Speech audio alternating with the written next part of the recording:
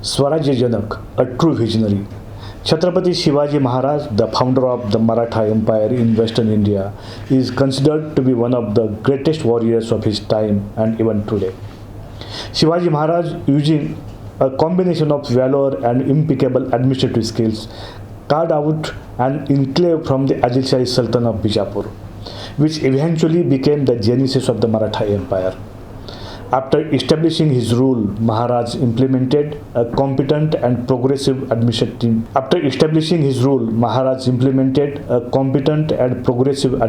system, which was itself a first of its kind corporate system based on decentralization of power. Shivaji Maharaj is well known for his innovative military tactics that centered around guerrilla warfare, featured non-conventional methods, leveraging strategic factors like geography, speed, and an element of surprise to defeat his enemies, which were more powerful in every aspect. It is common knowledge that Vietnamese used these similar tactics to battle the humongous US Army in the Vietnam War. It can be easily said that the seed of this great leader was sown very early on in his life. Let's ponder a little bit on what transpired in the childhood and early life of Chhatrapati Shivaji Maharaj.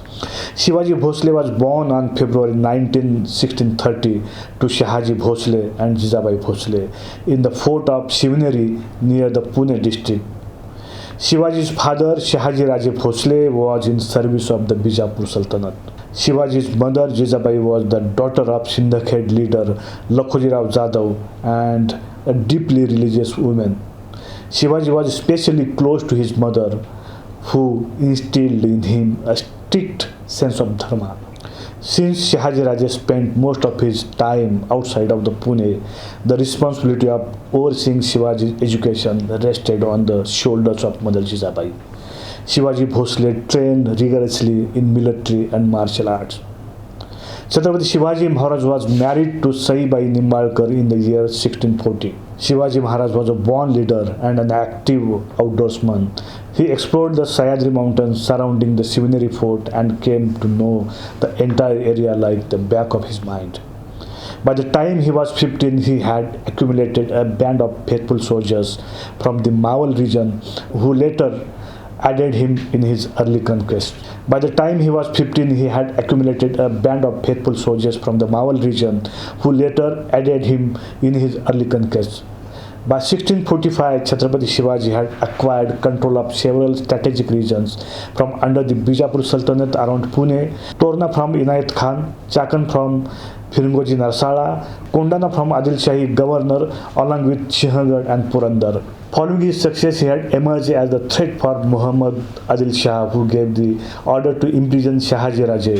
In 1648, Shahaji was released on the condition that Shivaji kept a low profile and kept from further conquest. Shivaji Raje then resumed his conquest after Shahaji's death in 1665. In between, Shivaji Maharaj continued to spread his Maratha emperor. This fire spread till Delhi. For stop this emperor, Begum Badi Sahiba gave challenge to all her soldiers. At that time, everyone is taken back from this challenge, but Afzal Khan came forward and took this challenge and came to meet Shivaji Maharaj at Pratapgarh base camp. They met on November 10, 1659 to discuss terms of negotiation. Chhatrapati Shivaji Maharaj smartly had anticipated it to be a trap and had prepared for all the eventualities by wearing protective armors and concealing a metal tiger claw. When Afzal Khan attacked Shivaji Maharaj with a dagger, he was saved by his armor, and Shivaji retaliated by attacking Afzal Khan with the tiger's claw, mortally injuring him. He ordered his forces to launch an assault on the leaderless Bijapuri contingents. Victory was easy for Chhatrapati Shivaji in the Battle of Pratapgarh, where around 3,000 Bijapuri soldiers were killed by the Maratha forces. Muhammad Adil Shah, very next to this, sent a larger army under the command of General Rustam Zaman, who faced Shivaji in the Battle of Kolhapur. Shivaji secured a victory in a strategic battle, causing the general to flee for his life. Muhammad Adil Shah finally saw victory when his general Siddhi Johar successfully seized the fort of Panala on September 22, 1660. Shivaji recaptured this fort of Panala later in 1673. Chhatrapati Shivaji's conflict with the Bijapuri Sultanate and his continuous victories brought him under the radar of Mughal Emperor Aurangzeb. Aurangzeb saw him as a threat to expansion of his imperial intent and concentrated his efforts on eradicating the Maratha threat. Confrontation begins in 1657 when Chhatrapati Shivaji's generals raided and looted Mughal territories near Ahmednagar and Chunar. The Mughal forces made considerable dent, seizing forts under Shivaji's control, extracting money and slaughtering soldiers in the wake. Chhatrapati Shivaji agreed to come to an agreement with Aurangzeb to prevent further loss of life, and the Treaty of Purandara was signed between Chhatrapati Shivaji and Jaisinga on June 11, 1665. Chhatrapati Shivaji agreed to surrender 23 forts and pay a sum of 4 lakh as a compensation to the Mughal Empire. Aurangzeb then invited Chhatrapati Shivaji to Agra with an aim to use his military powers to consolidate Mughal empires in Afghanistan. Chhatrapati Shivaji travelled to Agra with his 8-year-old son Chhatrapati Sambhaji and was offended by Aurangzeb's treatment of him. He stormed out of the court and unoffended. Aurangzeb placed him under house arrest. But Shivaji once again used his wit and cunning to escape the imprisonment. He finds severe illness and arranged for baskets of sweets to be sent to temples as offering for prayers.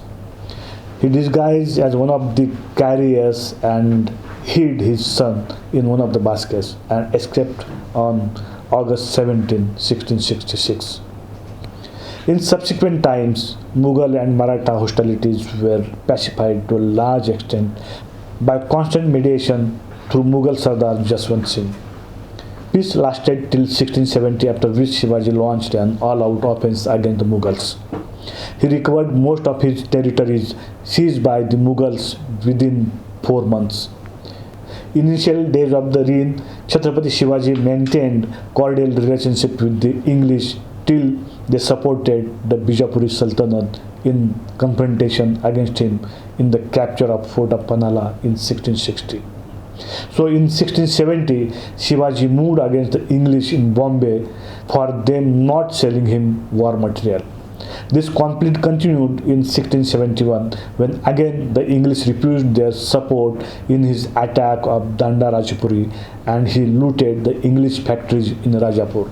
After having consolidated and considerable control over territories adjoining Pune and Konkan, Chhatrapati Shivaji decided to adopt a kingly title and establish the first Hindu sovereignty in South that was till now dominated by Muslims. He was crowned the King of Maratha on June 16, 1674 at Raigad in an elaborate coronation ceremony. The coronation ceremony was officiated by Pandit Gaga Bhatt in front of a gathering of around 50,000 people. He took upon several titles like Chhatrapati, paramount sovereign, Shakakarta, founder of an era, Kshatriya Kulavantas, head of Kshatriyas, and Hindavi Dharmodharak, one who uplifts the sanctity of Hinduism. Post-coronation, the Marathas under Chhatrapati Shivaji's directives launched aggressive conquest efforts to consolidate most of the Deccan states under the Hindu sovereignty. He conquered Khandesh, Bijapur, Karwar, Kolhapur, Janjira, Ramnagar and Belgaum. He captured fort at Vellore and Jingi, controlled by the Adil Shah rules. He also came to an understanding with his stepbrother Venkoji over his holding over Tanjavur and Mysore. What he aimed at was to unity the Deccan state under the rule of native Hindu ruler and protect it from outside like the Muslim and Mughals. As we see administration under his reign, the Maratha administration was established where Chhatrapati Shivaji Maharaj was the supreme sovereign, and a team of 8 ministers were appointed to oversee the proper enforcement of various policies. These 8 ministers reported directly to Chhatrapati Shivaji and were given a lot of power in terms of execution of policies formulated by the king.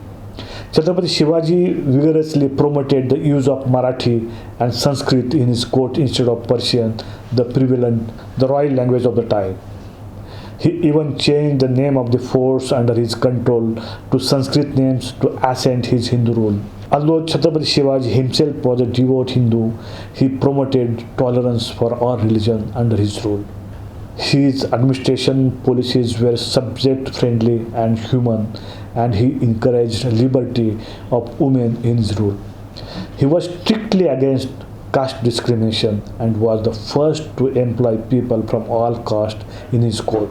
He introduced the Raitwari system, eliminating the need for middlemen between farmers and the state and collecting revenues directly from the manufacturers and producers. Chhatrapati Shivaji Maharaj maintained a strong military force, built several strategic forts to secure his borders, and developed a strong naval presence along the Konkan and Goan coast. Chhatrapati Shivaji Maharaj died at the very young age of 52 on April 3, 1680 at the Raigad fort. But the Mughal Maratha conflicts continued after Chhatrapati Shivaji's death.